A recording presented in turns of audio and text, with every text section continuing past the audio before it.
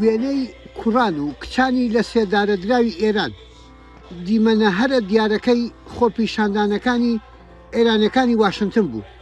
هەڵبژاردەی شوێنەکەی ئەم جارەشیان لای مۆنومنتی ئەو سەرۆکەی ئەمریکا کە کۆیلایەتی نەهێشت مەبەزدار بوو. بەو هیوایەن بەرخودانەکانی ئێرانیەکان بەو ڕۆژە بگات کە ژیان لەو سەرزەمینەش ئازاد بێت. من زۆر نیگەرانم دەرحەق بە لە سێدارەدانەکانی ئێران، بەڵام لە کۆتاییدا هیچ ڕژێمێک ناتوانێت بە کوشتنی خەڵکەکەی بیەوێت بمێنێتەوە. ئەوانەی داوای ئازادی دەکەن کوشتنیان ئەو داخوازیانە ناوەستێنێت. دڵم لەگەڵ خانەوادەی قوربانیەکانە، بەڵام ئەوانە پاڵەوانەکانی مێژوون، ئەوانەی لە پێناو ژیانی خەڵکی دی خۆ دەکەنە قوربانی، ئەوانە پاڵەوانەکانی مێژووی نوێن. هونەرمەندە دیارەکەی ئێران ئیبی لە خۆپیشاندانەکان بوو. ئەگەر لە ماوەی ڕابردوو لە دوودەوە پشتیوانیەکی دەربڕی بێ ئەو ڕۆ لە ناو خەڵکدا بوو. تا ئاخوون کەفەن نەشەوەد گۆرانیەکی شۆڕشگێرانەی ڕابردووشی بۆ ئامادەبووان چڕی. الا توان همه عاشقان در میهن،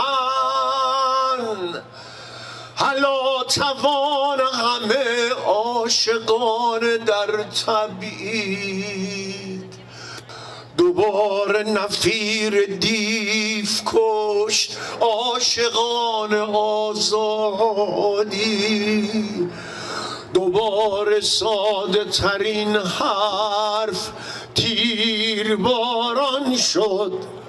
ئیبی هاوشێوەی دارویشی هونەرمەند ئەو پێکەوەبوونەی خەڵکی ئێرانی بە سەرکەوتن وەسف کرد. و من همیشه دوست دارم در جایی که این میتینگ ها هست ئەم لە دەوریە کۆبوونەوە نوری هومێد لە دڵی گەنجانی ئێمە لە ئێراندا پڕنور دەکات، دانرەوشێنێتەوە. هەمیشە پێم خۆش بۆ لە هەر شوێنێک کە ئەو کۆبوونەوانە و گردبوونەوانەی لێبێت ئامادە بم. لە هەر شوێنێک بم خۆمی دەگەێنمێ، چونکە بارچی خۆمی دەزانم کە لەو خۆپێشاندانانەدا لە پەنای ئێوە بم. هەفتانە لە واشنگتن هەر جارە و شەقام و شوێنێکی گشتی نەعرەتەی هوتاودان و جۆش و خرۆش و کەشێکی سات. هەرچەندە ئێرانیەکانی ئەم دەڤەرە ناڕازی لە ڕای سیاسی ئەمریکا، بەڵام یەک لە ئەندامانی خۆپیشاندانەکە پێی وایە لە شەڕکردنی ئازادی میلەتەکەیان بەردەوامە بن. سیاسەتیان تەنها ئەم چەشنە لە وڵاتانی بێگانە دەڕوانن کە تا چەندە لێیان سوودمەند دەبن.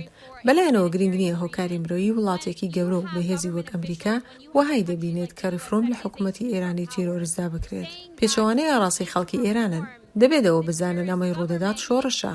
ئێمە لە واشنگتن خۆپیشاندانەکانمان بەردەوام دەبێت و بەردەوام دەبین لە شەڕکردنمان.